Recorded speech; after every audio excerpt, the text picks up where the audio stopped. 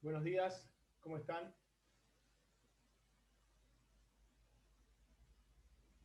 ¿Me escuchan ahí? Hola, buen día. Buen día, ¿cómo andan? Bueno, vamos a esperar 2, 3 minutos, así se van integrando los alumnos. Buen día, doctor. ¿Cómo le va? ¿Cómo está? ¿Qué tal, Sergio? Buen día, ¿cómo andan? Bien, bien, muy bien, gracias. ¿Cómo pasaron el fin de semana largo? Sí, sí, demasiado largo. Guardados. Demasiado guardado y hay que cuidarse, ¿eh? Hay que cuidarse Sí, mucho, sí, no queda otra. no queda otro. Es buen momento para estar en casa y estar, leer derecho, estudiar y Leer y leer. leer y aprovechar. Es así, Sergio, es así.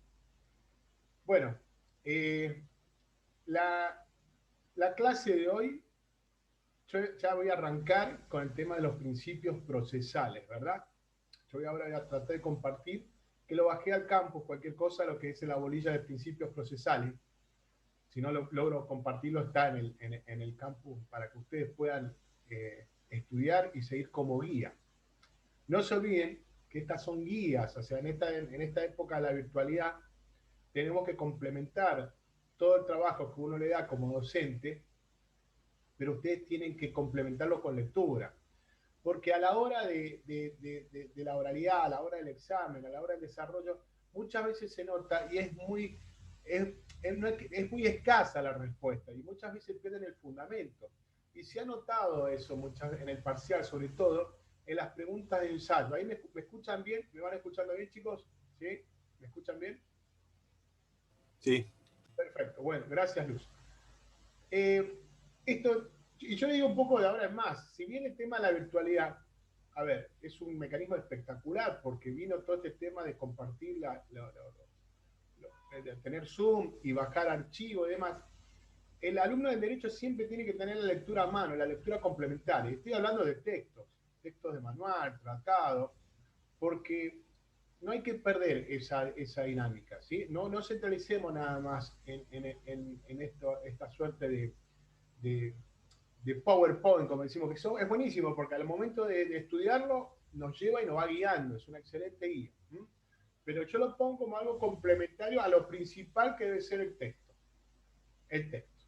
O sea, primero entender, leer el manual, leer el tratado, leer el tema, desarrollar, investigarlo.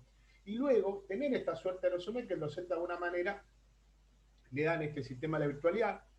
No se olviden que como nosotros como docentes, uno el docente trata de ser abarcativo en el material, pero es informativo, va informando. Si tuviésemos que ser abarcativo, creo que nos tenemos que dar todo el tiempo, tenemos que hacer clases y clases y clases, y el derecho es muy extenso. Bueno, eso por un lado. Les decía recién, Doctor, buen día. ¿cómo Buenos se... días. Buen día, Sara. Buen día, ¿cómo le va? ¿Cómo estás, Sara? ¿No hay clase de revisión entonces en esta parte? No voy a dar clase de revisión, poco por los tiempos, pero sí voy a tomar un punto con respecto en lo personal, y me voy a adelantar en dos cositas, de las cosas que, en cuanto a la corrección. Uno Bueno, hace un concepto, ojo, nosotros en la comisión hacemos, uno cree que la balanza se inclina nada más en la respuesta que uno da en el ensayo. Si bien el ensayo es importante, uno hace una clasificación o hace una evaluación de todo el parcial. ¿Qué significa esto? El ensayo pesa, por supuesto, pero si hay una cuestión donde han contestado la mayoría de las preguntas o preguntas relevantes, sean de múltiple choice, y han tenido un buen desarrollo, una buena respuesta, y más allá del ensayo que puede estar ahí, siempre uno tira, les soy sincero, hemos tenido un criterio común con los demás docentes de tirar para arriba. A ver, a veces pasa que la sumatoria de las respuestas han sido muy bajas, y esto es matemático. Entonces, muchas veces no da ni siquiera con la sumatoria de los ensayos. O un ensayo estuvo más o menos y el otro ensayo estuvo muy bien, pero la sumatoria de las respuestas no da el puntaje. Y eso es una cuestión que uno aprende motora, es el sistema. Pero siempre, más allá de esto, a sí mismo, que no ha llegado justo para tener ese famoso 4, digamos, se ha alcanzado para que se dé ese 4. Y acá me quedo, en este 4. Los que han estado, les digo a todos, no estoy discriminando y le estoy poniendo la situación, al contrario, una suerte donde hubo una intención para nivelar, pero necesitamos la respuesta del alumno en el futuro. Que el que tuvo el 4, el famoso 4, y vos zafé con el 4, no se relaje, ¿ok? No se relaje, ¿por qué? Porque va a haber tiene que nivelar, o sea que el otro parcial tiene que ser muy bueno. No sé qué decir, epa, tuve un 4, zafé, no voy a tratar de obtener otro 4 en el segundo parcial. A eso me refiero, no sé si fui claro, pero hubo un criterio común con los docentes que los alumnos que no llegaban porque el número no daba, se van a dar cuenta que se buscó la manera de decir, si tuve entre 4, bueno, gracias, me empujaron, pero ojo, el próximo parcial voy a hacer muy, pero muy bueno y voy a nivelar, voy a tirar de nivelar. Yo voy, a la medida que, a ver, voy a leer algunos chats, a ver si bueno, buen día, perfecto, listo, perfecto. Bueno,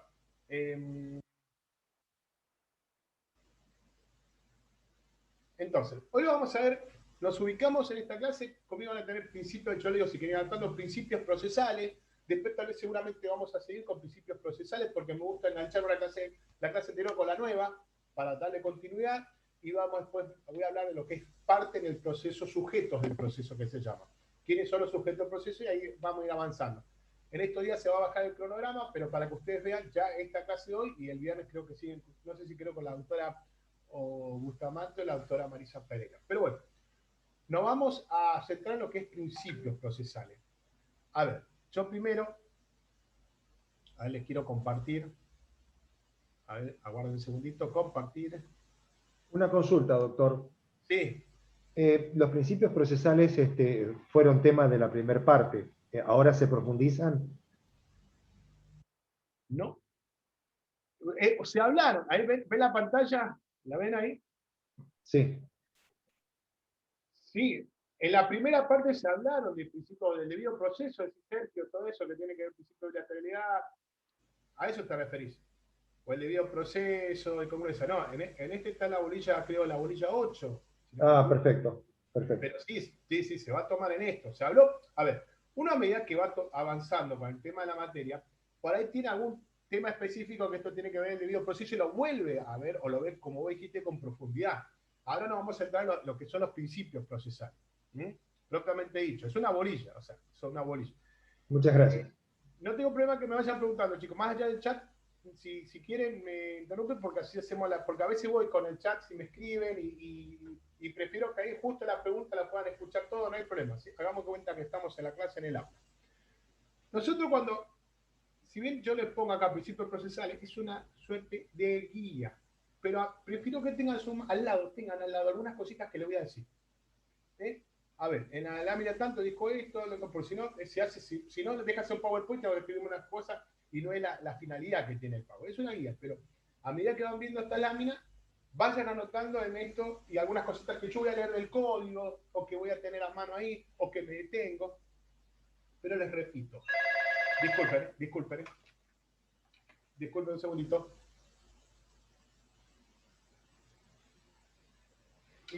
Estoy en la clase, por favor, ¿me podrías llamar más tarde? Discúlpeme, estoy en el laburo y me olvido de apagar cosas. Es parte del trabajo, es parte del trabajo. Bueno, volvemos. A ver, a mano, código procesal, el código civil. Me gusta que tengan el código civil, código procesal. ¿Por qué el código civil? ¿Por qué? Van a ver que hay mucho de procedimiento en este nuevo código civil. Y una hoja, ¿no? Bueno, principios procesales y sistemas procesales. Muchos autores desarrollan, o sea, tanto el principio como sistema, caso de Palacio habla de principio, todo principio, y no enumera la cantidad o el concepto o el sinónimo, pero nosotros vamos a tratar de distinguir y establecer bien qué se refiere uno con otro. En esta clase voy a tratar de ser más didáctico para entender lo que es el principio del sistema. Pero lo voy a repetir, la mayoría de los autores, muchos autores, principios y sistemas lo toman como una suerte de sinónimo, y hace una clasificación que pueden haber más o mucho, pero nosotros te lo vamos a abarcar, lo vamos a abordar a entenderlo y separarlo, desmenuzarlo, desglosarlo. acá directamente ya el concepto que nos da Couture dice que toda ley procesal,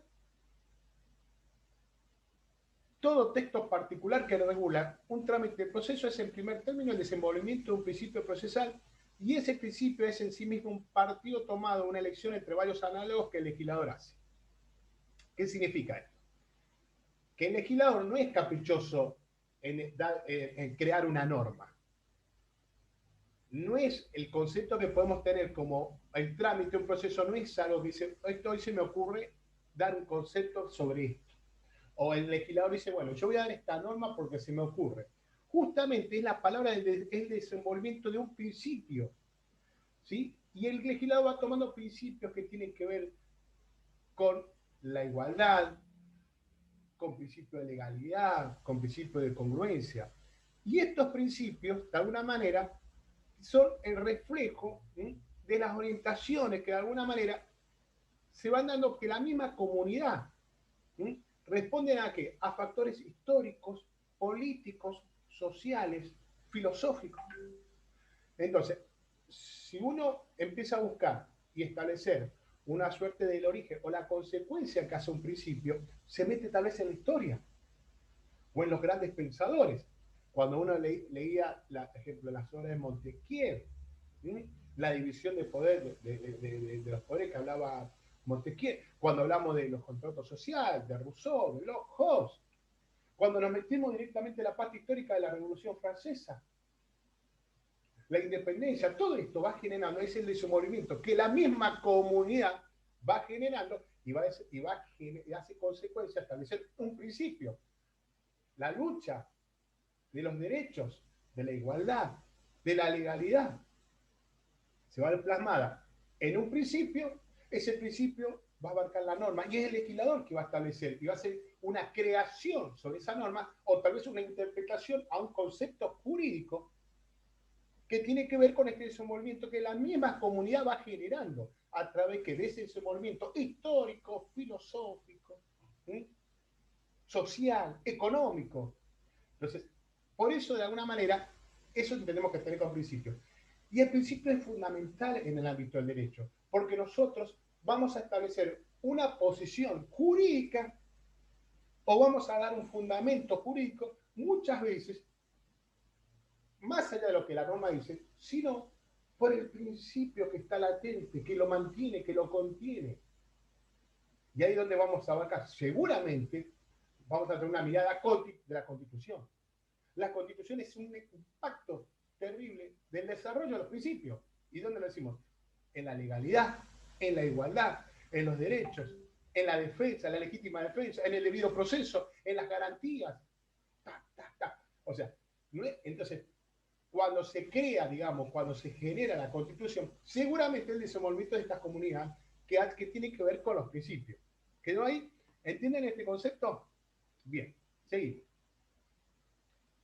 ¿Cuáles son las funciones del principio? Acá establecemos la clasificación de 3 funciones. Primero, sirve de base al legislador para la regulación del procedimiento. Esta de una manera en forma explícita, que ya misma la norma lo dice, o en forma implícita se puede generar. Les voy diciendo cada uno y las voy desarrollando. Entonces, sirve de base al legislador para la regulación de los procedimientos. Muchas veces, el mismo legislador es consecuencia seguramente del principio o de lo que refleja, por ejemplo, la naturaleza disponible o indisponible que tenga el derecho sustancial. Eso va a ser un reflejo para el legislador en base al procedimiento. O sea, si nosotros estamos, por ejemplo, en nuestro sistema de Código Procesal Civil y Comercial, la primera mirada que tenemos es la disponibilidad. Entonces, y esto es reflejo de esa naturaleza disponible e indisponible que tiene el derecho sustancial. Si vemos que el Código Civil, el sistema, es dispositivo porque hay una disponibilidad, o sea, que esto genera a la consecuencia de la disponibilidad que seguramente puede tener el sistema del Código Procesal Civil y Comercial. Pero ojo acá. subrayemos que no quiero ser tan absoluto en esta disponibilidad del sistema civil. ¿Mm? ¿Por qué? Porque muchas veces en el mismo Código Civil hay cuestiones que no son absolutamente disponibles y que tienen que ver, por ejemplo, en materia de qué.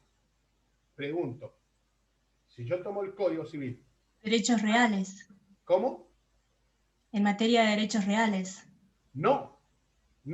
En cuestiones de orden público. En cuestiones dinerarias.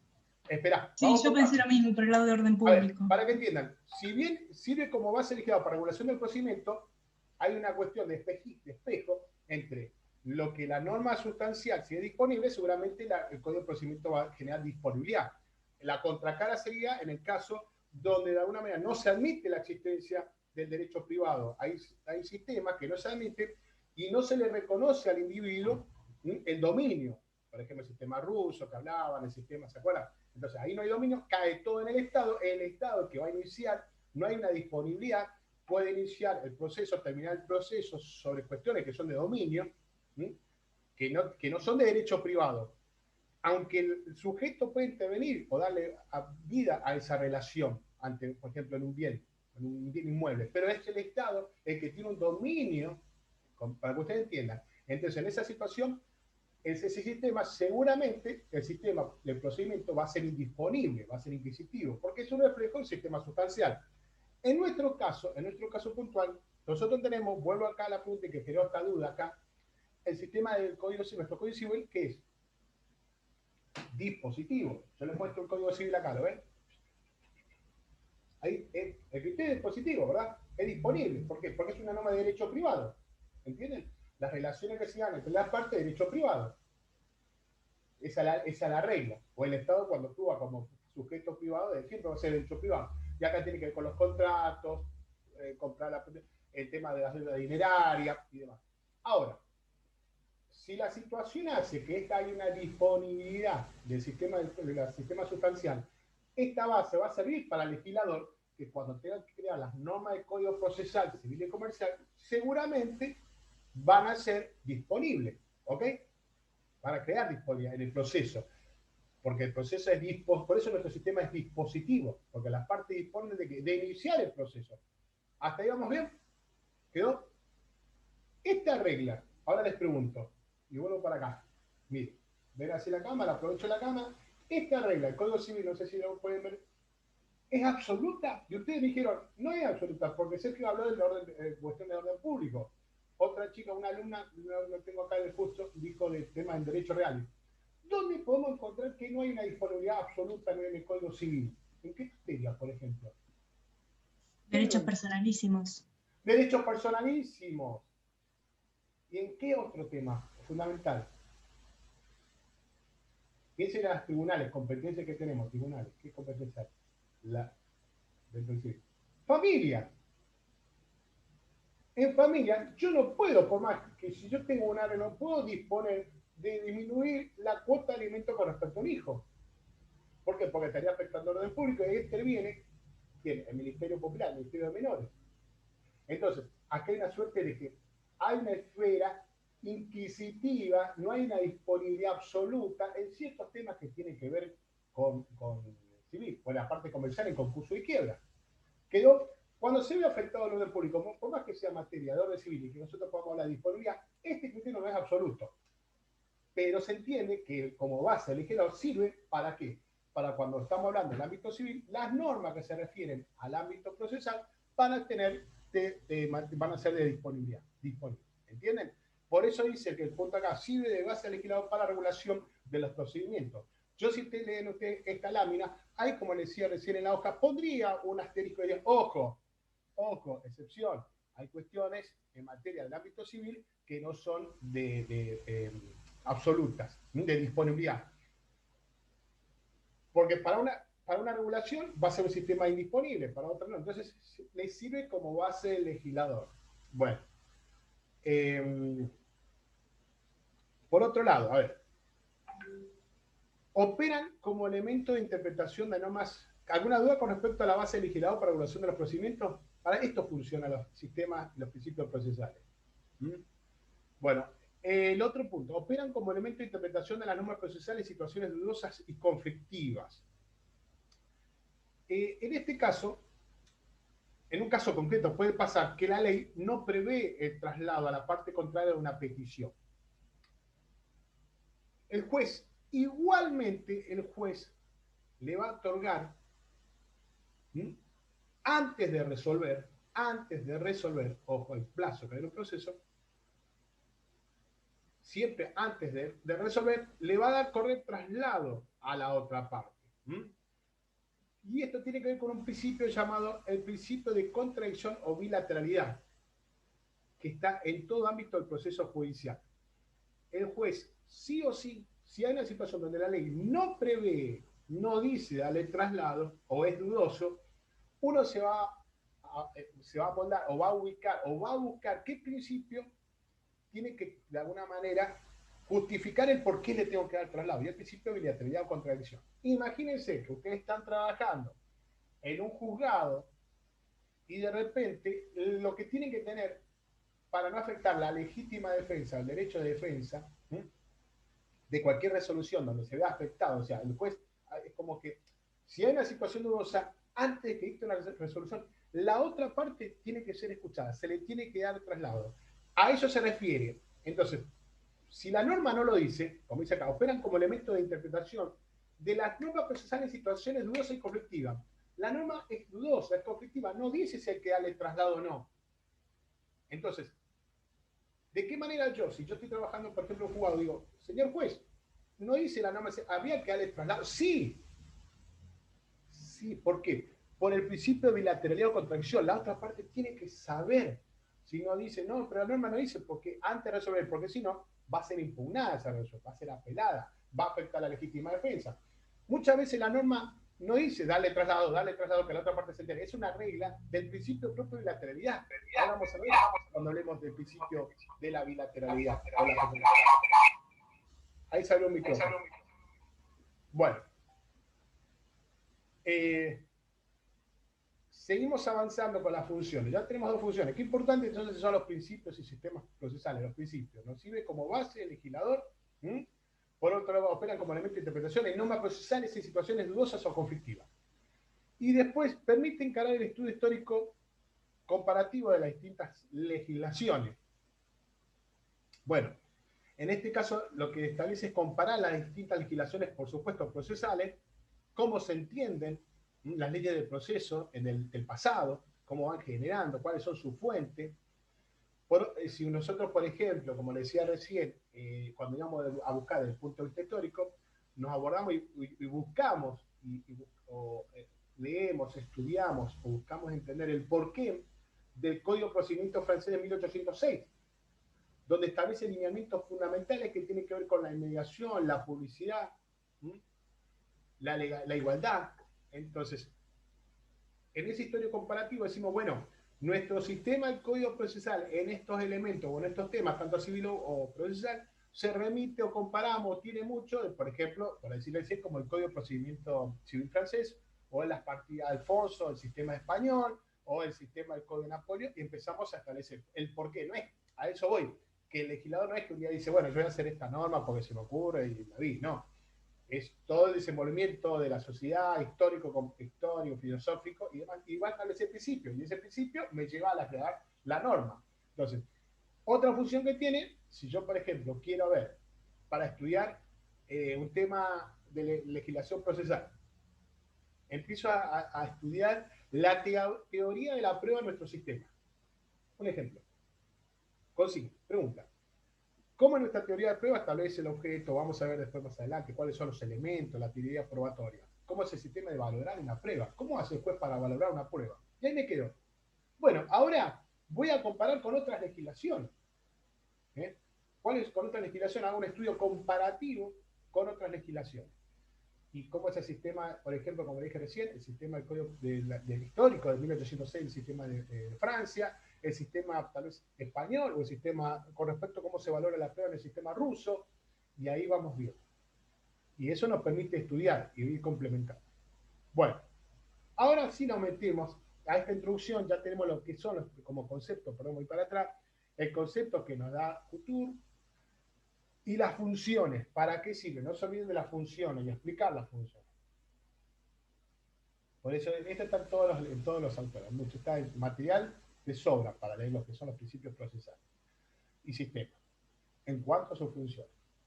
Principios procesales son aquellos, ahora sí va a ser una distinción, como le dije al comienzo de clase, hay autores que hablan de principios y sistemas o sistema de principios. Yo no tengo problema cuando ustedes ven al oral que me digan los principios son esto y nada más. Pero acá lo estamos viendo para entender desde el punto de vista didáctico. ¿Me escuchan bien, chicos? ¿Hasta ahí van bien? Sí, se escucha bien. Bueno, principios procesales. Son aquellos principios sin los cuales no existe el debido proceso. Esta palabra la venimos escuchando, la venimos estudiando desde el comienzo de clase. El debido proceso garantizar la tutela jurídica, el de qué es el debido proceso. Así que a esta altura ustedes ya saben de qué estoy hablando. Son aquellos los principios sin los cuales no existe el debido proceso. Y establece requisitos a estos principios. Que el juez que resuelva el conflicto sea imparcial o independiente, por un lado, y que se asegure ampliamente el derecho de defensa de las partes. Esto es fundamental, estos dos requisitos que van a de alguna manera encuadrar o contener a los principios procesales para poder llevar a cabo al debido proceso. Entonces, que el juez que resuelva el conflicto sea imparcial e independiente y, por otro lado, que se asegure ampliamente el derecho de defensa de las partes. En este requisito primero del juez, por supuesto, le llevamos todas las normas a la misma Constitución, establece y determina cómo se nombra, lo vimos en la primera parte, cómo se nombra y la remoción de los jueces. ¿Se acuerdan cuando vimos remoción de los jueces? O sea, tenemos la herramienta que si el juez no es imparcial o no es independiente, o sea, afecta su imparcialidad, tenemos los elementos para destituir o también justamente para nombrar a los jueces. Y en esto tiene que ver justamente con todas las garantías de preservar su independencia, la inamovilidad, la intactibilidad de sus remuneraciones.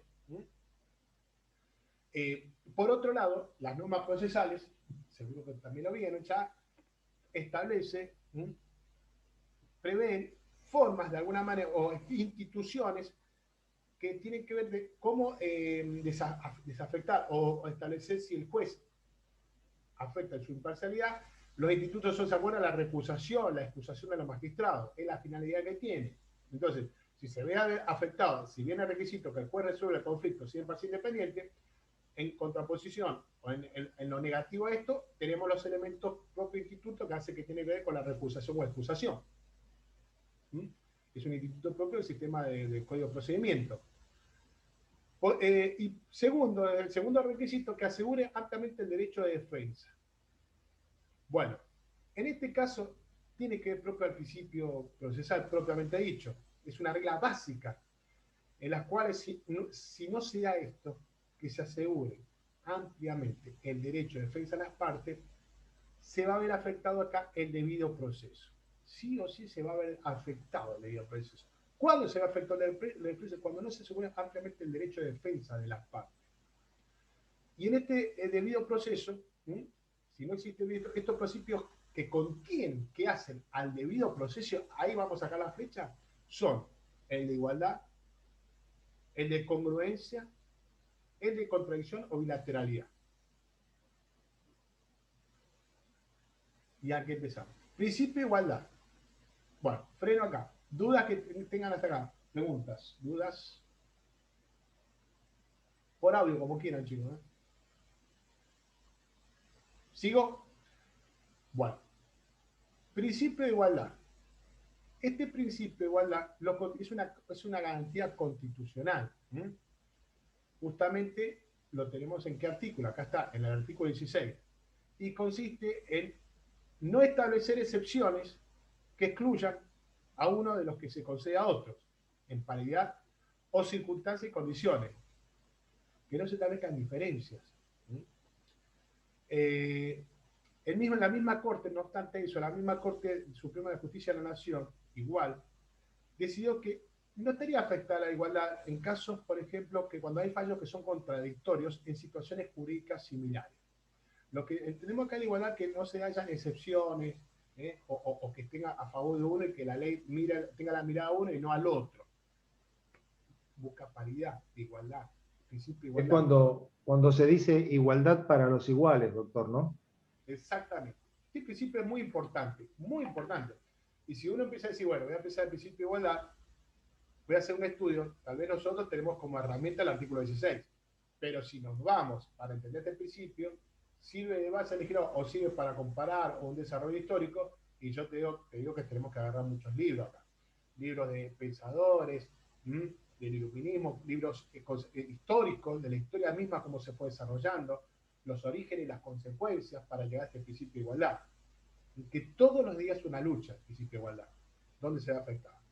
Pero este principio de igualdad justamente lo tenemos en nuestra Constitución, es un principio constitucional, es una garantía constitucional, justamente no establecer excepciones que excluyan a uno de otros, de los consejos, o sea, establecer paridad de circunstancias, paridad en absoluta, paridad de condiciones. ¿Cuál es el elemento del ámbito procesal que va a poner o le va a dar un remedio o de alguna manera va a establecer a las partes que no se vea afectado este principio de igualdad? Es el beneficio de litigar sin gastos, que establece el artículo 78 en adelante. Beneficio de litigar sin gastos, esto lo tenemos en el Código Procesal. Y acá no estaría vulnerando el principio de igualdad, sino por el contrario, que tiende a ponerlo a los litigantes que sean puestos en el proceso, en absoluta paridad de condiciones. Si hay un conflicto de antemano, que hay una y se va afectado por otro, donde no se maneja la igualdad ante el proceso, el beneficio de litigar sin gasto, las personas que no tienen dinero acceso para acceder a la justicia, porque para iniciar un proceso hay gastos de tasa de justicia, bonos, anticipo y demás. ¿Qué hace la ley? Le da este instituto, este remedio, esta herramienta para aquellas personas que se ven afectadas justamente porque no están en igual condición en el proceso, de ponerlo en igual condiciones. Hace que tiene que ver con el beneficio de litigar sin gasto, que se establece en la normativa del artículo 79. A partir, perdón, 78, el Código de Procedimiento en adelante. Esto lo van a ver seguramente. Yo lo hago de suerte introducción, cuando vean los carentes de recursos para acceder a la justicia. Y uno de los institutos del beneficio de litigar sin gasto, que está regulado en el Código Procesal Civil y Comercial. Después están el acceso, por ejemplo, que uno puede acceder al colegio, al consultorio gratuito, a la defensoría y demás. Pero bueno, la ley establece para que las personas estén en igual de condiciones ante el proceso, ponerlo en la misma situación, por medio, en este caso, está regulado el Código Procesal a través del beneficio de litigar sin gasto. Bueno, ese sería el principio de igualdad. Mucho, a ver, si yo pongo acá principio de igualdad, artículo 16, pero a ver, si tengo que buscar data, tengo pero cantidad y cantidad y cantidad. Me voy a ir como dije recién, a ver, desde el punto de vista histórico, ¿cuál fue la lucha de la igualdad? Pregunta, respuesta, millón. La Revolución Desde el punto de Francesa. vista filosófico, ¿qué se entiende por igualdad? ¿Los pensadores? A ver, qué lindo que es el artículo 16, pero qué origen, qué fuente que tiene este artículo 16, ¿de dónde viene? Mismo en nuestra patria, mismo en nuestra institución, cuando se busca la Constitución, cuáles las bases, cuál fue el fundamento, cuál es el sentido, el espíritu que tuvo esta norma del artículo 16, esta garantía constitucional, que se va a reflejar y se va a ver plasmado en las demás normas. Entonces, ante una situación, ustedes como profesionales, lo primero que van a ver es si se está afectando el principio de igualdad, de legítima defensa, que no se puede defender. Y estaría afectando el debido proceso. ¿Ven cómo afecta de alguna manera el debido proceso? Principio de congruencia. Acá tiene que ver con los artículos 34, inciso 4, que lo establece, está explícito, está directamente, lo dice, no hace falta, no está implícito, lo dice el artículo. Artículo 163, inciso 6 del Código Procesal Civil y Comercial. En la sentencia. El principio de congruencia, el elemento que vamos a tomar acá justamente es la sentencia, para que sea congruente. El juez tiene que ser congruente, tiene que haber una lógica, una adecuación, un reflejo de las pretensiones, tanto del actor al iniciar el proceso como al demandado en su defensa o a oponer excepciones. Si bien la sentencia es clara, que la sentencia, y lo dice el artículo 163, el artículo 34, inciso 4, la sentencia debe contener la decisión expresa, positiva y precisa. Expresa, positiva y precisa. Y acá me detengo. ¿A dónde hace el impacto de la congruencia? ¿Cuál es el impacto? ¿Cuál es la llave que esto tenga que ser congruente? La sentencia debe tener la decisión expresa, positiva, precisa, acá. De conformidad, subrayo, de conformidad con las pretensiones deducidas en el juicio. En conformidad. Entonces, si una parte inicia un proceso por ejecución de alquiler, porque la otra parte no le paga el alquiler, la congruencia, la decisión, la sentencia, que debe ser precisa, expresa y positiva y precisa, del juez debe ser conforme a esta pretensión. A eso se refiere la congruencia. Entonces el juez no puede, en este caso, si la parte inicia un juicio, como le dije recién, por ejecución de alquiler, el juez no puede hablar por el desalojo. No puede decir, bueno, ya que estoy, o digo otra cosa. ¿Por qué? Porque va a haber una incongruencia entre las pretensiones. No solo las pretensiones del actor de inicio de demanda, como las pretensiones del demandado en la defensa. Tiene que ver también con las cuestiones que va a plantear la parte demandada. Entonces, la congruencia es, como le dije, la necesaria, esa palabra está muy buena, esta palabra, conformidad, que debe existir entre la sentencia y las pretensiones deducidas del juicio. Eso es congruencia. Hay autores que dicen que más que un principio, se trata de postulado de una lógica. Sí, es una lógica formal que debe imperar en todo el proceso, que después debes constantemente, en el proceso debe ser congruente con lo que se plantea en el proceso, debe ser congruente. Si yo te pido esto, debe ser congruente conforme a lo que me pedí, no darte otra cosa a lo que me estás pidiendo. Pero cuando hablamos del principio de congruencia, apunta directamente de lo que en la sentencia la pretensión. Si la pretensión, ¿se acuerdan lo que era la pretensión? Lo vimos en la primera parte, que era el contenido de la voluntad petitoria que está plasmada en la demanda, la pretensión, que el fundamento justamente de los accionarios, la parte actora, o la defensa en su accionar en cuanto a poner sesión de bilateralidad, esa pretensión que viene a ser el objeto, debe ser congruente ¿con qué? Con la sentencia. Si yo digo A, pues tenés que resolver sobre esto, porque si no sería incongruente. Entonces, a eso me refiero la palabra de conformidad con las pretensiones deducidas en el juicio. Cuando hablamos de incongruencia, entonces, cuando no hay esa falta, incongruencia, cuando hay una falta de adecuación lógica entre las pretensiones y la defensa, el litigante, o la parte dispositiva de la sentencia, que se resuelve en forma distinta a las pretensiones. Cuando uno ve en desarrollo la sentencia tiene lo que son los resultandos considerando la parte dispositiva. Ya la van a ver cuando vean sentencia, las resoluciones judiciales. Tiene una estructura la sentencia. No sé si han visto una sentencia, pero veo que la sentencia puede tener como 30, 40 hojas y habla después de la presentación, que en el auto, la fecha, los resultandos, considerando, ahí explica el fundamento, todo lo que establece los hechos, las pruebas, y después hace la parte resolutiva, que resuelve. La mirada que tiene que tener es decir, ¿cuál es la pregunta? Hago una pregunta. ¿Dónde se atacaría una sentencia por ser incongruente? En la parte de la sentencia, la parte del fallo. En la parte dispositiva, la parte resolutiva, la parte final. Cuando dice, se declara a la persona el pago por la ejecución de alquileres. Se paga esto, lo que dice. Ahí está. Que tal vez son 5 o 6 renglones en la parte resolutiva. Porque los considerando puede ser muy extenso la fundamentación, todo lo que es el desarrollo, que parece que... Y ahí no se ataca la incongruencia por eso. Se ataca la parte, repito, resolutiva, dispositiva, en el fallo, la parte final. Si se condena a por lo que yo pedí. Puede haber una incongruencia interna entre lo que es el fallo y los considerandos. Considerando, este sería el fallo, me ven ahí en la mano que está la parte resolutiva. Esta, la parte resolutiva, es lo que hace que sea incongruente con qué? Con las pretensiones deducidas en el juicio. Pero en el fallo, cuando lean las partes considerando, entonces no hace casi, no afecta a la incongruencia, esa es la parte resolutiva. Puede haber, sí, una congruencia interna acá en los considerando, pero no va a afectar que si sea congruente y no, o incongruencia, no estaría afectando.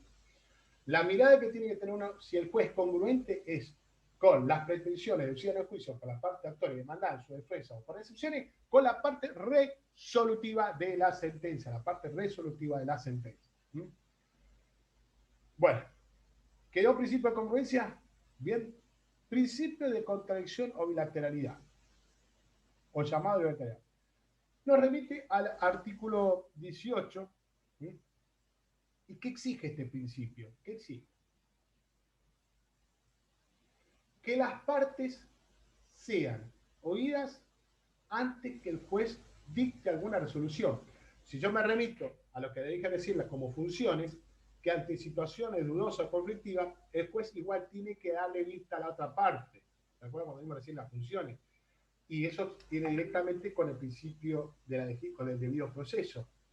Estaría afectando la legítima defensa. Si el juez resuelve sin darle vista a la otra parte o no para que sea oída de lo que se le está reclamando, estaría afectando ¿qué? ¡Pum! El impacto ¿dónde? Al debido proceso. La otra vez volvemos a hablar del debido proceso.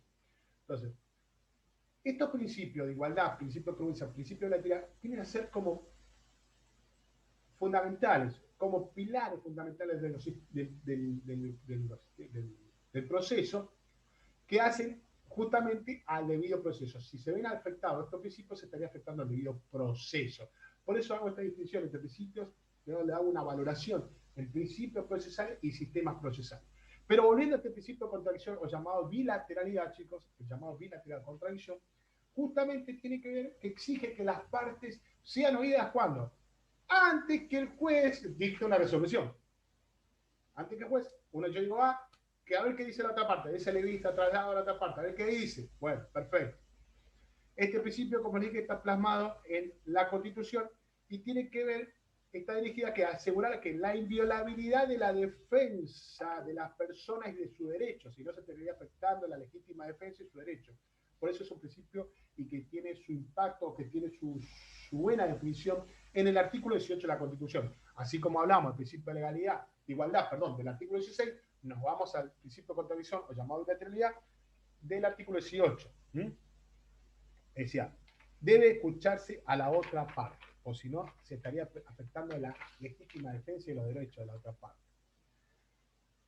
¿De qué manera? ¿Cuáles son los actos procesales o las herramientas específicas? Sí, los actos procesales que ponen o que contemplan este principio y que lo ponen en movimiento son justamente los traslados, las vistas, y esto se da a través de las notificaciones. Cuando vamos a los actos procesales, cuando vean los actos procesales, ¿cuáles son o ya lo vimos los actos procesales, ¿no? Sí.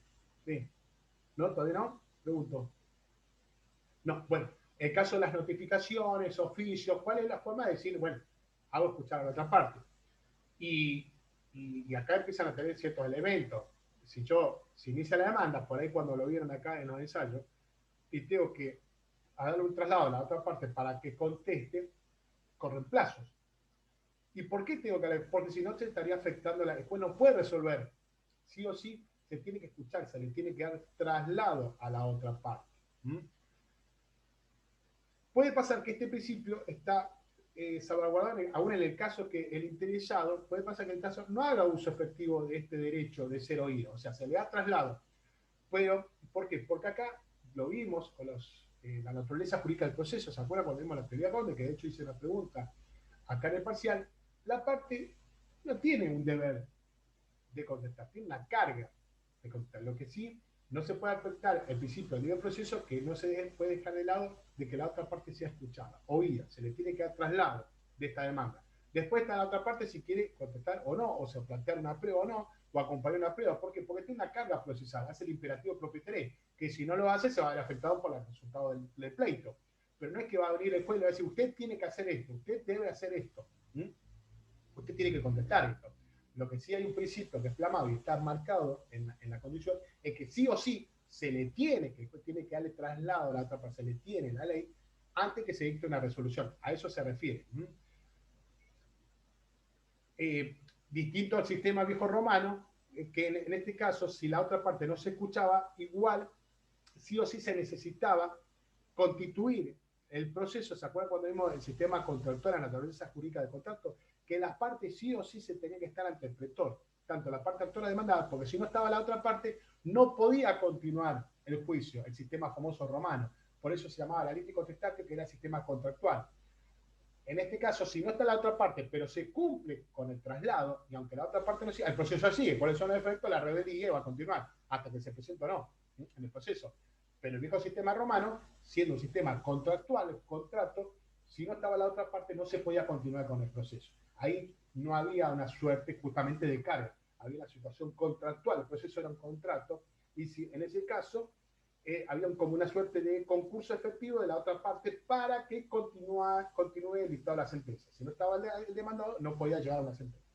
Y es totalmente diferente, opuesto a nuestro sistema. Entonces, este principio de contradicción y obligatoriedad tiene que ver justamente de que la parte sea escuchada o oída antes que se dicte una resolución.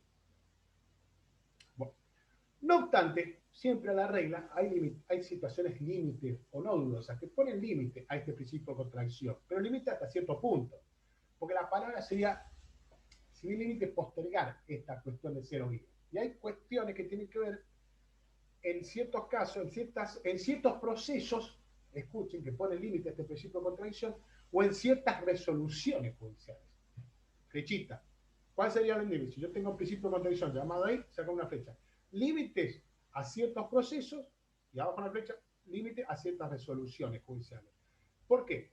¿Por qué pone límite? Porque hay límites que tienen que ver en ciertos procesos que los llamamos procesos ejecutivos, que en estos casos se vincula a causa del título ejecutivo, donde se reclama una ejecución, y tiene una regulación especial muy específica al efecto de oponer excepciones y contestar. La ley limita, en este caso, si bien limita, no estaría afectándose al debido proceso, porque limita solamente las excepciones que se pueden plantear sobre este proceso por una cuestión de economía procesal y seguridad jurídica. Si se le inicia un juicio llamado proceso ejecutivo, imagínense un título ejecutivo, para que ustedes lo entiendan, hay distintos procesos. Procesos de conocimiento, estos son procesos ejecutivos. Y en estos procesos ejecutivos lo que se reclama es el pago de un documento, un pagaré. La otra parte solo se limita a ¿qué?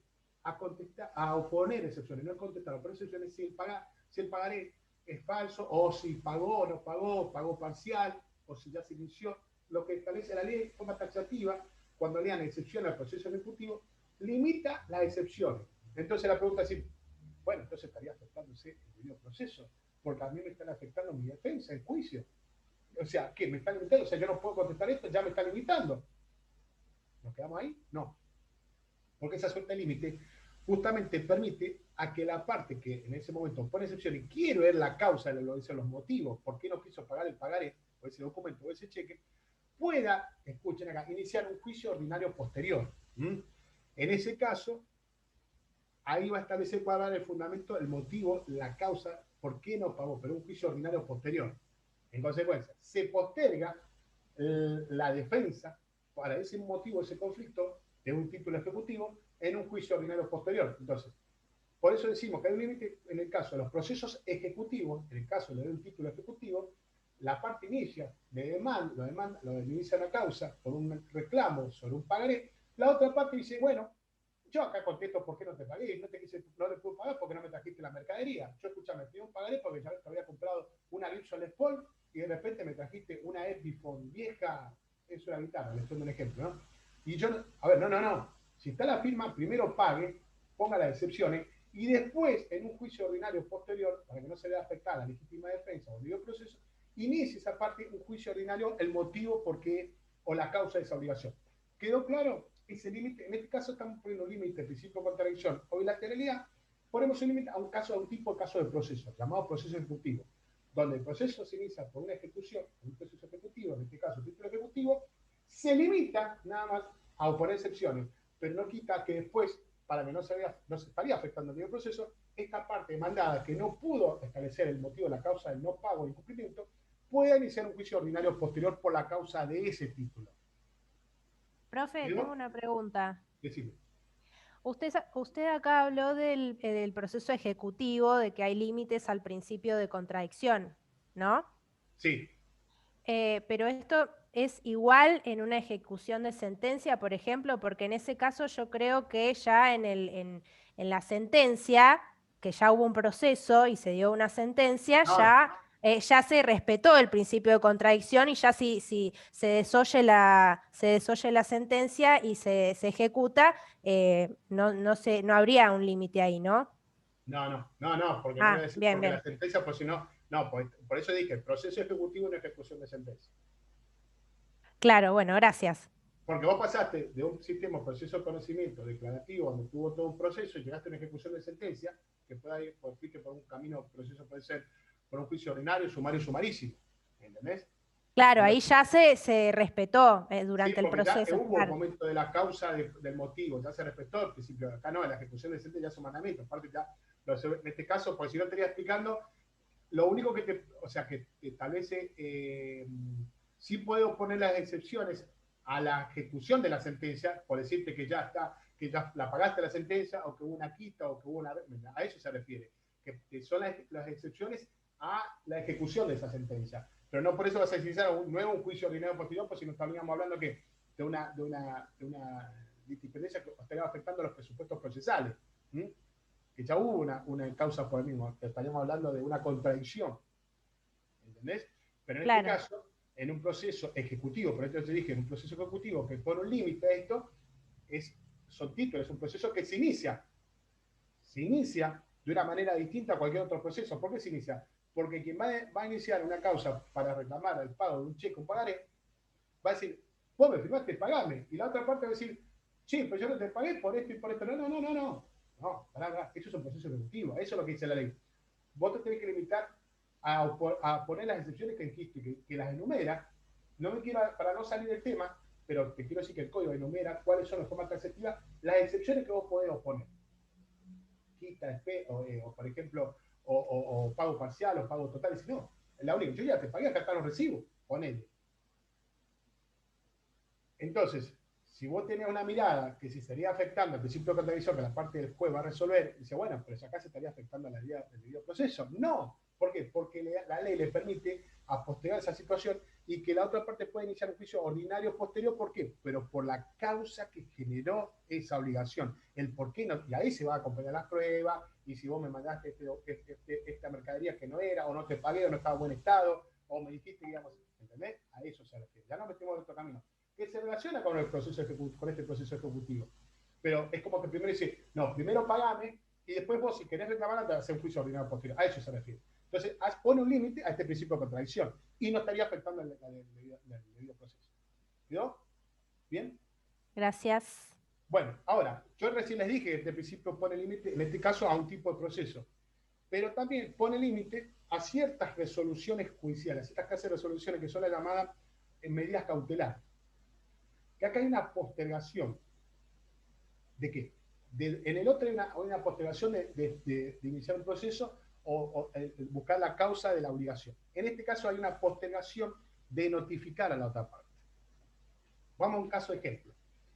Un ejemplo claro. Imagínense que viene a tu estudio y viene una parte y dice, mirá, vos sabés que quiero iniciar un juicio por daño y perjuicio y demás, porque mi cliente, viene el señor Ramírez, le chocan el auto y está desesperado y le hicieron bolsa al auto. Imagínense esta situación. Y yo sé que la otra parte tiene plata, ¿viste? Y le doy un ejemplo para el caso concreto, un juicio de daño, perjuicio, imagínense una cuestión, un reclamo de dinero. Y yo sé que la otra parte, el señor, siempre viste los mismos apellidos, uno pone Ramírez González Pérez, vamos a buscar. El señor Fito Páez, no sé si se acuerdan, que es un gran músico, tiene mucha plata, de repente me afectó, me chocó el auto y bueno, yo quiero iniciar un juicio. Bueno, perfecto. Vos como abogado iniciás la demanda, empezás a armar la demanda por daño y perjuicio, haces todo el reclamo, los hechos, las pruebas, esto, lo otro, y le corres traslado. ¿Está bien? Principio de bilateralidad, perfecto. Cumple con el principio de bilateralidad. Le llega la demanda a Fito Páez y de repente Fito dice, qué bueno, me llegó la demanda. Sí, habla con su abogado y dice, escúchame, me están reclamando una demanda por 2 millones de pesos. Sí, pero no, y el abogado de Fito Páez dice, bueno, pero no te embargaron nada, así que tratá de enajenar tus bienes, quédate tranquilo, va a ser una demanda, va a ser como un sable de papeles, te va a quedar una hermosa demanda para su abogado. Y uno por esta parte dice, bueno, yo cumplí con el principio de bilateralidad, le di traslado a la demanda. Y en esta clase de hoy, el 26 de mayo, me acuerdo cuando el docente me dijo, mirá, hay una postergación de una resolución y no estaría afectando el principio de contradicción o bilateralidad. ¿Qué hago? Antes de mandarle la demanda a la otra parte para reclamarle este monto, esta suma de dinero, que eran 2 millones de pesos, porque mi cliente se vio afectado, puede parar. Yo que pongo una medida cautelar, le embargo los bienes. Pero usted me dice, ¿entonces estaría afectando el principio de contradicción de la bilateralidad? No, porque esto lo permite la ley.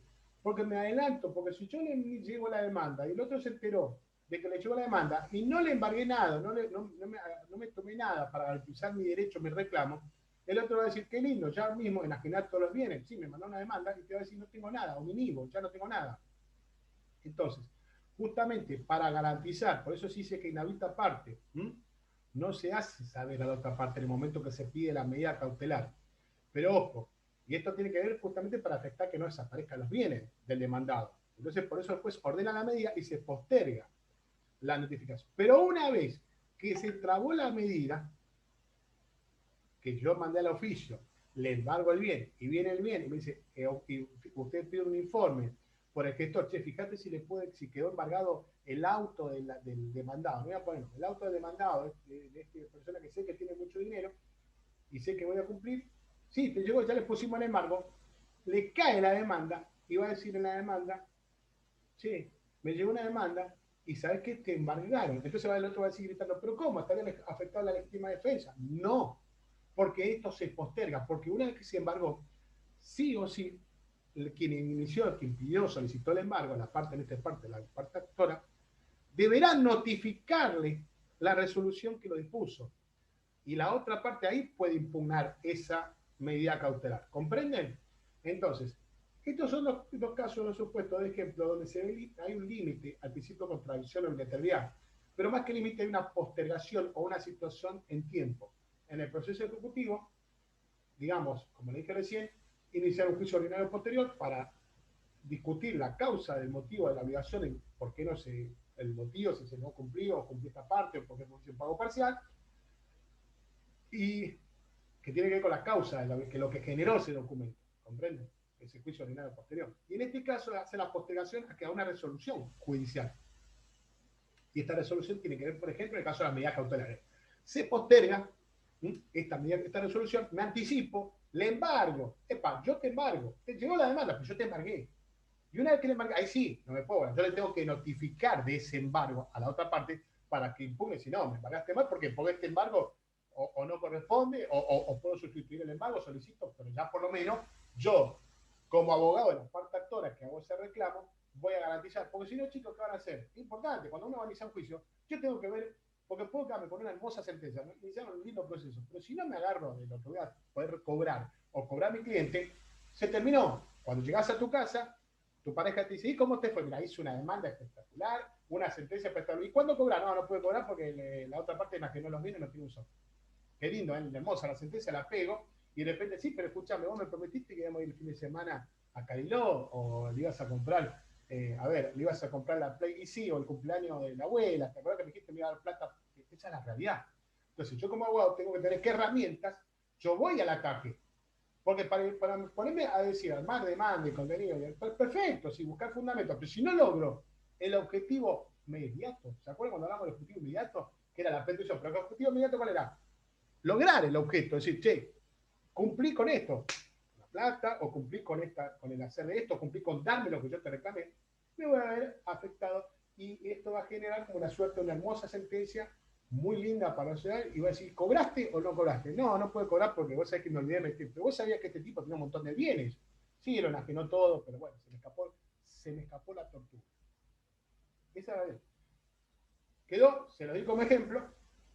Prefiero que siempre tengan esto y se acuerden de lo que hace el principio de contradicción y esta herramienta de las cautelares. ¿Qué tiene la otra parte? ¿Dónde me voy a agarrar? Me anticipo, pero puede ser. Yo después le tengo que notificar. Porque ahí sí, si no le notifico de la traba del embargo, ahí sí la otra parte estaría afectando a la legítima defensa, el debido proceso. Demanda, previo a eso, no le digo que lo voy a embargar, le embargo y después que sale la resolución donde se trabó el embargo, le notifico para que la otra parte pueda impugnar. No afectó esto hacia el límite. Bueno, vamos a alguna pregunta hasta acá, hasta principios y sistemas, principios procesales. Bien. Vamos a ver un poco ahora de sistemas procesales. Son varios sistemas procesales. Y nos dice, son las directivas generales en las que se inspira un ordenamiento procesal. En este caso, si bien yo le decía que cuando ve la clase o cuando ve su parcial, si se habla de sistema o principio, no hay problema. Yo se lo estoy dando para separar. Le hice muchas cosas en los principios procesales y que hacen al debido proceso, a la legítima defensa, como dije recién, hablé de la legalidad, de la igualdad, de la congruencia, y del otro tema de la igualdad. En el caso de los sistemas procesales dice que son las directivas en las que se inspira un ordenamiento procesal. Es la forma que en base a los principios procesales, es la forma que van a tomar los distintos sistemas procesales. ¿Entiendes? Que puede ser oral o escrito, o puede tener más economía procesal, o más inmediación entre el juez, más publicidad o no. Y hace haber que ver los sistemas, pero en base a los principios, que son esas reglas fundamentales de los sistemas procesales que hacen el proceso, se pueden tomar ciertos sistemas y que van a dar las formas a esos procesos. Entonces, uno de los sistemas, que es propio del sistema que vamos a hablar y vamos a desarrollar ahora, y después vamos a ir dejando otros sistemas para la próxima clase, para ir avanzando, y seguramente también voy a continuar con los distintos sistemas, y como le dije en la próxima clase, hablar del sujeto. El sistema dispositivo. Este sistema dispositivo, por supuesto, de carácter disponible, deriva, como hablamos recién en este reflejo, deriva del carácter disponible de los derechos sustanciales, cuya tutela se pretende a través del proceso, que va a tener la tutela. Acá se va a apreciar con nitidez prácticamente lo que es la naturaleza eminentemente instrumental del derecho procesal, que está al servicio del derecho sustancial. Es decir, si en un sistema de derecho sustancial es disponible, ¿por qué? Porque el titular puede disponer libremente sobre él. Un propietario que dispone de su bien, ejemplo, quien tiene una deuda de dinero, o el acreedor que le perdona, o puede perdonar, o mejorar, o establecer la forma de pago de la deuda, o cobrarle la mitad. Hay una suerte de decisión que tienen los individuos con respecto a sus bienes o a su todo desde el punto de vista comercial. Hace un rato ya les puso un límite, que lo dijimos recién, ya lo entienden. Ese límite tiene que ver con el tema del derecho personalísimo o el estado civil de las personas, que en ese caso no podemos hablar de una disponibilidad absoluta, ya se lo hablamos recién.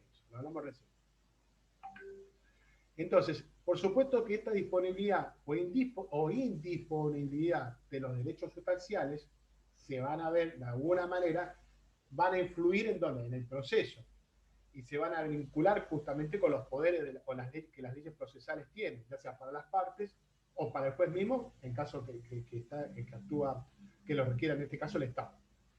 Y para dar un ejemplo, decimos, el concepto, en virtud de cual se confía a las partes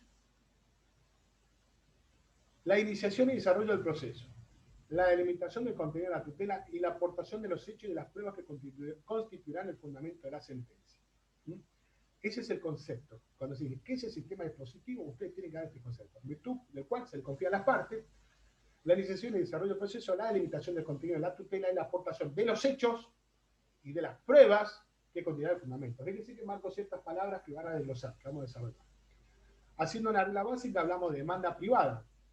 Cuando hablamos de demanda privada, que justamente es quien tiene la iniciativa, significa que el juez no puede, la contrata del juez no puede promover de oficio un proceso. El juez no puede iniciar un proceso como en el sistema inquisitivo. El sistema dispositivo es una regla absoluta. Quien inicia el proceso es la parte.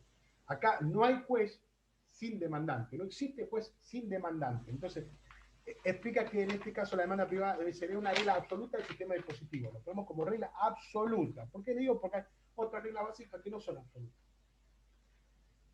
Y acá lo que se pretende justamente que esta tutela del derecho tiene que ver con el propio interés, o sea, quien interviene porque tiene una acción, quien pone en movimiento el órgano sea justamente la parte actora. Por supuesto, hablamos de la disponibilidad que tiene también la parte demandada en establecer o poner excepciones. O sea, tanto en la parte privada se refiere al actor de iniciar el proceso como la parte demandada de contestar u oponer excepciones. Pues no va a decirle, usted tiene que contestar, usted tiene que hacer esto.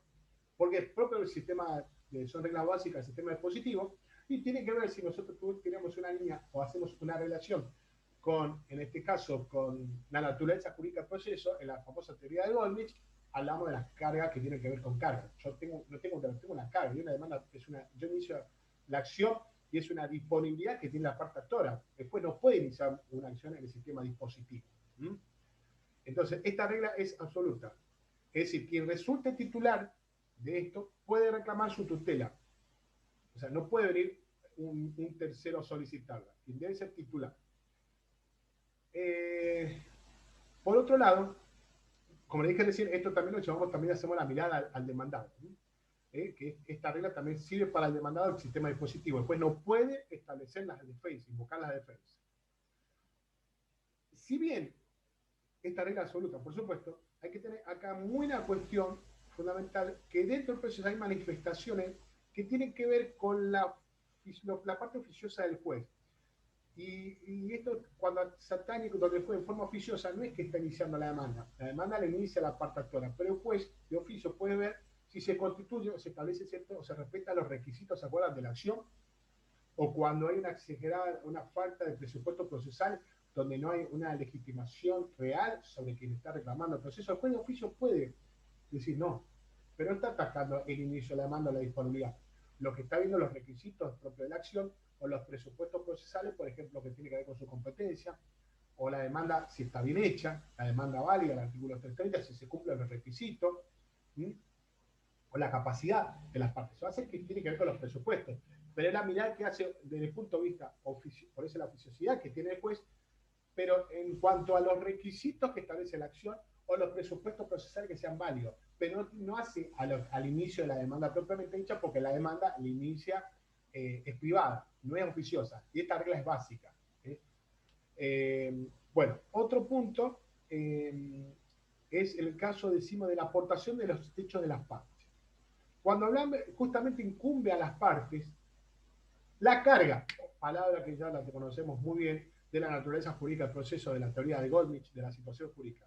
A las partes le incumbe la carga de suministrar los hechos en que funden sus pretensiones. La pretensión que hace continuar la voluntad petitoria tiene que estar fundamentada en los hechos, y va a aportar los hechos, y esos hechos tienen que ser afirmados por las partes. Los hechos que no son afirmados no van a ser parte del sistema dispositivo. Es decir, que el juez no puede investigar hechos. El juez lo que hace es constatar los hechos afirmados por las partes. Por eso, si yo le agrego acá una palabra donde dice, fíjense, aportación de los hechos por las partes, se lo dejo para que ustedes puedan agregar hechos afirmados por las partes. Si ustedes tienen la hojita que yo le dije recién como ayuda, pongan aportación de los hechos por las partes, pero yo la agrego acá, se lo dejo aquí a ustedes. Hechos afirmados por las partes.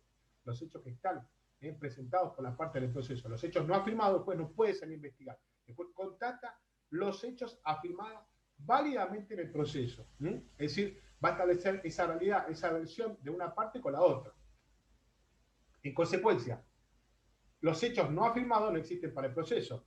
Porque si yo voy a la pregunta del parcial y digo, bueno, regla básica, dígame, ¿cuál es? Aportación de los hechos por las partes. ¿Cuál es hecho? Yo le hago la pregunta, voy a estar ahí haciendo la pregunta, y usted me dice, y los hechos afirmados. Y los hechos no afirmados no existen para el proceso. Esa es la respuesta. Profe, pero en realidad son los hechos, está bien decir son los hechos aportados, porque también se puede decir que los hechos no aportados o no afirmados sería como lo mismo, va, para mí. Sí, lo que quiere decir con esto es que tiene que ver con la regla básica de la disponibilidad. Te da a entender como que el juez lee una sentencia, entonces o lee la demanda, y después no puede decir, sí, en este hecho, a ver, ¿por qué no te manda una resolución? Señora autora, ¿por qué no busca más sobre los hechos? A eso se refiere. No, vos los hechos que afirmás son esos. O sea, el juez va a constatar, lo que quiere decir que el juez no puede investigar, el juez no investiga los hechos. A eso se refiere. Constata los hechos que son afirmados, articulados en el proceso, afirmados por las partes. Bueno, después, aportación de las pruebas de las partes. Otra palabra que yo se lo digo como guía, pero me gusta que ustedes complementen con la clase hoy. Y se lo hago a propósito, es decir, aportación de las pruebas por las partes. Y la pregunta que es el docente, ¿cuál es? ¿Cuáles pruebas? Y usted me va a decir la aportación de las pruebas de las partes. Usted me dijo eso en el guía, dice, no, pero en la clase justamente trabajamos, esto es una guía. Aportación de las pruebas ofrecidas y producidas por las partes. ¿Cómo vamos agregando palabras a estas reglas básicas? Ofrecidas y producidas por las partes. Donde justamente que tiene en apoyo a esa postura, ofrezco los hechos, manifiesto las pruebas, ofrezco, señor juez, como testigo a tal. Y después tengo que producir. ¿Cuándo produzco la prueba? Cuando le mando la cédula. Ya después lo vamos a ver, yo le doy la clase de prueba, cuando le notifico la prueba, lo cito para la audiencia. Esa es producir, poner en movimiento la prueba. Una cosa es ofrecer. Porque si volvemos también al criterio de la carga procesal, yo puedo ofrecer 5 testigos y ¿estoy obligado a producir los 5 testigos? No, por la carga de la evidencia jurídica del proceso. Pero ofrezco como testigo, o ofrezco una prueba de informe, solicito hacer un oficio que se informe si tal persona tiene el domicilio acá, y después si trabaja para tal, y otro oficio acá. Ofrezco pruebas que se informe. El momento de producir es otro momento donde yo tengo que hacer el oficio, mandar la notificación, citar las partes, el día de la audiencia y demás. Entonces, cuando se habla de la aportación de los hechos, de las pruebas por las partes, son pruebas ofrecidas y producidas. No obstante, si bien esta regla, cuando yo le decía que estas reglas eran básicas, por ejemplo, la demanda privada, en el caso de la aportación de las pruebas ofrecidas y producidas, hay una suerte de oficiosidad, por decirlo, ¿no?, por parte del juez, para esclarecer cuando no es clara una prueba que se ofrece. Y esto tiene que ver con la justicia 2020, las audiencias, donde el juez dice, y no estaría afectando lo esencial, no estaría afectando la regla dispositiva, la parte dispositiva, ni el debido proceso, porque el juez justamente tiene que sanear conceptos y puede, de forma oficiosa, sin que altere lo esencial de la prueba, pedir que, ejemplo, un perito aclare este punto, o que se vuelva a producir esta prueba, porque no fue clara, o que toda esta documentación no es elegible. ¿Tiene que ver con las facultades instructorias del juez? Facultades instructoras, y ya que estamos acá, fíjate, que tiene que ver con, porque lo que busca, lo que se busca es acelerar, llegar al proceso con la seguridad jurídica. Entonces, pues, si vamos al artículo, espera, vamos a ir 2 artículos acá, y esto ahora te pongo al lado, pues interesante. Ya falta poco, ya. Cuando vos dijiste facultades ordenadoras e instructoras, ¿a quién habló recién? Que no tengo, ¿quién fue? ¿Quién Yo. hablando? Acá, Silvina. Silvina, perdóname, Silvina, sí, acá está. No, está bien. Mirá, Silvina, lo que vos dijiste, me diste esto. Escuchen esto. Facultades ordenadoras e instructorias. Aún sin requerimiento de parte, los jueces y tribunales podrán, pongan un circulito que dice podrán, en el Código Procesal Civil y Comercial de la Provincia de Buenos Aires, tomar medidas tendientes a evitar la apreciación del proceso a tal efecto, ordenar las diligencias necesarias para esclarecer la verdad de los hechos controvertidos, corregir, o sea, todo tiene que ver la final de que no se trata del proceso, ordenar cuestiones que son dudosas, y es una cuestión oficiosa por parte del juez. Si bien el código nuestro, y escuchen esto chicos, el código de nuestro sistema procesal en provincia dice podrá, en nación, ¿saben lo que dice? Deberá el juez. En nación dice este artículo deberá. En caso de nación, el juez, lo que se evita es que se planteen, que se paralice los procesos, ¿sí? Evitar esta caducidad, esta suerte de no poner en movimiento la instancia del proceso. Entonces, en nuestro sistema procesal, Silvina, en este artículo que vos dijiste, facultades ordenatorias y instructorias, acuérdate que el juez en este caso podrá, es una facultad que tiene el juez. Pero yo te digo una cosa, en nación, este mismo inciso, este mismo artículo, no dice, si vos buscas el artículo 36, buscalo, Silvina, acordate, buscalo. Fíjate que dice el artículo código procesal, en nación, cuando dice la facultad ordenatoria e instructoria, no dice podrán, deberán. Fíjate que dice deberán. Bien. Gracias.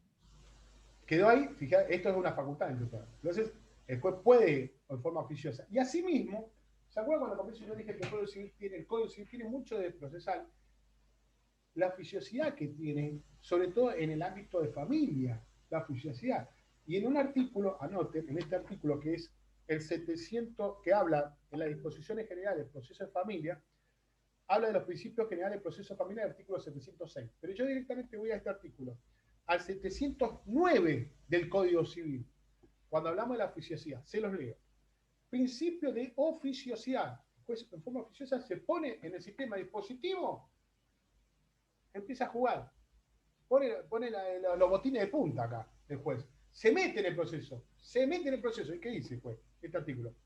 En los procesos de familia, el impulso procesal estará a cargo del juez, quien puede ordenar pruebas oficiosamente. Mire, qué sé, yo estoy hablando de la aportación de las pruebas ofrecidas y producidas, que era una cuestión propia de las partes. Sí, ojo, prueba ofrecida y producida, sí, es una regla, pero pongan al lado. Pero en el tema de familia, hablamos de una oficiosidad, y se los leo el artículo.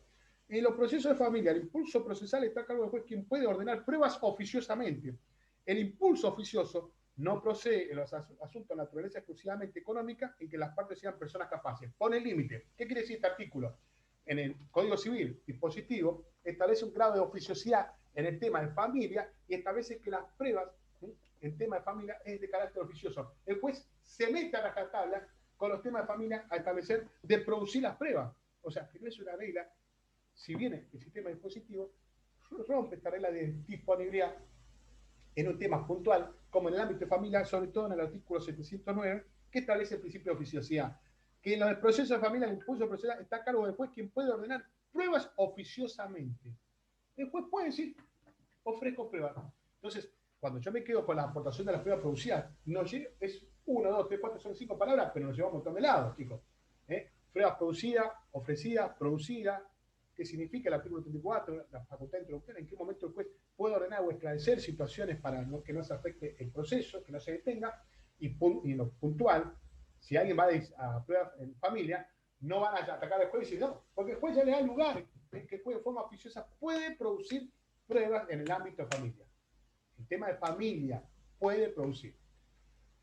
Y el impulso de parte, otro tema, ya vamos terminando. El impulso de parte.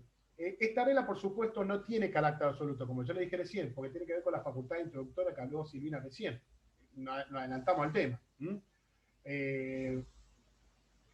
Por supuesto que si bien las partes están sujetas a la carga de impulsar el procedimiento, el juez puede ordenar de oficio, el juez puede, Silvina, acordate, en provincia puede, en nación deberá, de oficio ordenar las medidas necesarias para que tendiente a evitar que la paralización del proceso, esa es la finalidad, que ante una instancia, yo pongo un acto procesal, en consecuencia se genere otro. No puede quedar el proceso y que el proceso quede por eterno y que no lleguemos a la sentencia. Entonces, la ley establece plazo, el impulso, y el impulso de la parte la tiene justamente la parte. ¿Por qué? Porque la ley me establece plazos y yo tengo que cumplir. Y en este caso puntual, en provincia, como decíamos recién, la facultad introductoria que tiene el juez, podrá el juez. Y en nación dice deberá. Deberá el juez poner todas las medidas necesarias para evitar que la paralización del proceso. Se vence un plazo y no se ejerció esa facultad, se corresponde y se pasa a la otra etapa. Pero no se olviden de esto, que en provincia es una facultad y en nación habla justamente de un deber que tiene el juez. Y por último, disposición privada del proceso tiene que ver, así como el proceso, como decíamos recién, la inicia el que promueve la demanda, la inicia la parte, también las partes pueden concluir con esta decisión. Las partes pueden, antes del dictado de la sentencia, a eso se refiere, que antes de llegar al dictado de la sentencia, las partes pueden disponer, de terminar con el proceso. Ya sea, unas partes pueden desistir, pueden allanarse, transar, hacer una transacción, que en este caso son las partes que pueden terminar el proceso. No quiero poner acá porque lo van a ver más adelante, que eso se va a explicar con los modos de terminación del proceso, donde acá, si bien el modo de terminación del proceso habla de desistimiento, transacción, allanamiento, conciliación, y habla de caducidad. En este caso la caducidad, en este caso no es que las partes disponen, es la ley que se dice basta, porque como no generaste el impulso al movimiento de la instancia, la ley misma dice hasta acá se terminó el proceso. En este caso es la ley, pero acá la disposición privada del proceso se refiere adentro, la forma de terminar el proceso antes de la sentencia. Por ejemplo, las partes pueden desistir en forma conjunta, hacer un acuerdo, desistimos la acción o del derecho, terminamos el proceso, transar, allanarse, siempre y cuando, por supuesto, no esté como vos dijiste al comienzo, Sergio, se afecte el orden público. Yo no puedo transar si se ve afectado el orden público. ¿En qué momento me voy a allanar? A eso se refiere. Es disponer, si una parte puede disponer de los derechos sustantivos, mucho más que son. Si yo te puedo perdonar la deuda que tenía con un contrato, estando en el proceso, puedo modificar y terminar con el proceso antes. No es que, por eso te tiene que ver con el reflejo de la disponibilidad del proceso con el sistema del fondo, con el código fondo. Si yo siendo acreedor y deudor me perdona la deuda y después se inicia el proceso, el reflejo hace que dentro del proceso pueda llegar a hacer una transacción o puedo allanar, puedan transar las partes, podamos llegar a conciliar. Y eso tiene que ver con la forma de determinar y disponer el proceso antes de resultar la sentencia. Las partes tienen la posibilidad.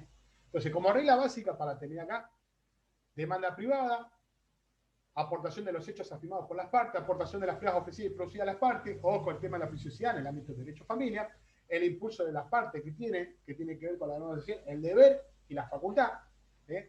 Justamente, las partes tienen el impulso, pero asimismo el juez tiene la facultad de impulsar las medidas necesarias para evitar la apreciación del proceso, distinto a la acción, que el juez debe, y la disposición que tiene la parte de terminar el proceso antes de dictar la sentencia. Transacción, allanamiento.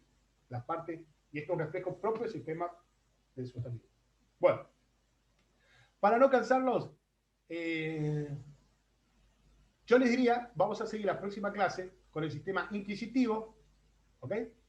Inquisitivo, acuérdate Sergio, Silvina, acuérdate de leer eso, lean todo eso que hablamos recién, para comparar con las reglas básicas, así yo les dejo en pie lo que hablamos del sistema dispositivo con el inquisitivo, y después los otros sistemas que son el de preclusión, esto está el sistema de adquisición procesal, los distintos sistemas.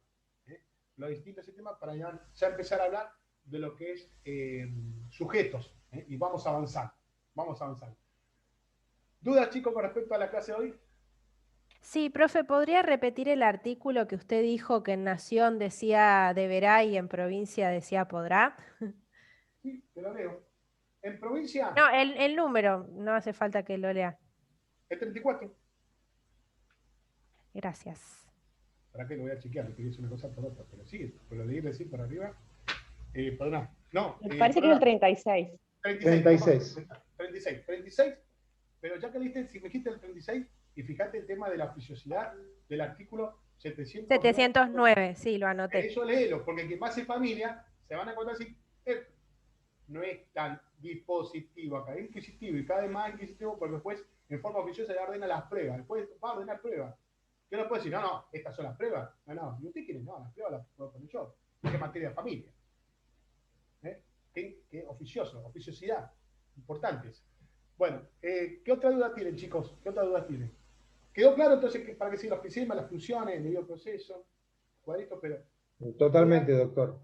Lean esto, quiero que esto sea una guía, fíjate que sea una pequeña guía, porque cuando leí las reglas básicas, yo no puedo contestar esto, porque vamos más allá. ¿Qué son las pruebas ofensivas producidas? Esto del tema del impulso, ¿a qué se entiende la delimitación, disposición privada del proceso? Disponer en forma, ¿qué caso? Porque cuando yo estoy en la pregunta, chicos, no se olviden que esto me puede llevar a otro lado. Porque yo estoy en el parcial de buena disposición, ejemplo. Bueno, acá terminaba la clase, pero le di el ejemplo y terminamos con esto. Bueno, sí, doctor, ¿cuáles son las reglas? Las reglas básicas. Muy bien, muy bien. Yo le pregunto, por ejemplo, a Sergio. Sergio, a ver, decime cuáles son las reglas básicas. Listo. Dice demanda privada, aportación de los hechos. Bien, me explica aportación de los hechos. Aportación de las pruebas ofrecidas y producidas. Y de repente me habla de la oficiosidad. Buenísimo, o sea, qué bien, perfecto. El impulso de parte, el artículo 36, que informa esto. Vamos, fue barro. Disposición privada del proceso. Y vos me das 3 ejemplos. Sergio me da 2 o 3 ejemplos. Me dice, bueno, en el caso de la transacción, le doy un ejemplo. Y ahí viene el profesor y le pregunta, hábleme qué es la transacción. Y yo no estudié qué es la transacción, o qué es el allanamiento, o con modo normal de terminación del proceso. Y de repente vamos al modo normal y me enumera. Y de repente dice, bueno, ¿y cuál sería el modo normal? La sentencia. Y enumere cuál es. ¿Ven? Fíjese cómo empezamos a ir a otro lado. Y esto el alumno tiene que estudiar con la guía, complementar con material y me quedo con esta última palabra. Relación de los temas que estoy hablando con otros temas. Tener el manejo de la relación. Yo sé que esta herramienta me puede llevar a esta, y esta herramienta me lleva a esta, y esto me puede llevar a esto, y esto tiene que ver con esto. Porque si yo me quedo con que esta tarde me pongo a estudiar sistema dispositivo, le doy un ejemplo, hagan cuenta que está en el momento parcial, y me pongo, voy a ver el pasillo de mi casa y gasto el pasillo de casa. Las reglas básicas son de demanda privada, pa. Y bueno, ya sé todo lo que es los principios, ya lo sé todo. La respuesta, si no lo sabes relacionar, no sabes nada. No sabes. ¿Por qué? Porque uno como estudiante, como vos, tiene que saber, nos cuesta. Y este tema me lleva a otro, y este tema me lleva a otro, y todo está conectado. Y se hablan las bibliotecas, se hablan las opiniones, se hablan las jurisprudencias, se habla. Porque en el caso que habló Silvina recién, que hablamos del tema del artículo 36, ¿sí? El tema de la fisicidad. Sí, provincia dijo una cosa y nación dice deberá, y en provincia dice podrá. Hay la diferencia abismal. El juez podrá, es una facultad, si el juez no puede, no. Entonces, el impulso procesal puede quedar latente, puede quedar ahí. Si el juez no hace nada, en cambio, nación, el juez deberá, usted juez debe establecer las medidas necesarias para evitar la paralización del proceso. Y después, ¿a dónde fue este impacto? Esta oficiosidad que estaba en el Código de Nación, seguramente se metió con todo en este artículo 709, la oficiosidad en materia de familia. Y yo me quedo con un artículo, digo, me voy a quedar con el tema familia, ¿qué significan los principios? ¿Cuáles serían entonces los principios procesales en materia de familia? Y yo se lo estoy explicando, si quieren estudiar, lean. El artículo 706 del Código Civil, como recién hablamos, habla de los principios generales del proceso de familia. Enumera. Y ya fuimos tratando. Estamos hablando del principio en un ámbito civil, dispositivo donde hay una funcionalidad dentro del ámbito de familia en el Código Civil. Bueno, chicos, la próxima clase seguimos con sistema inquisitivo. Bien. Espero que les haya sido útil la clase de hoy. Excelente, doctor. Muchas gracias. Les Excelente, mando muchas gracias. Gracias, profe. Gracias. Chao. un fuerte abrazo y que tengan una linda mitad de semana, que ya nos quede, no sé. Gracias, profe, igualmente. Chao, hasta luego. Luego. Chao, hasta luego. Chao.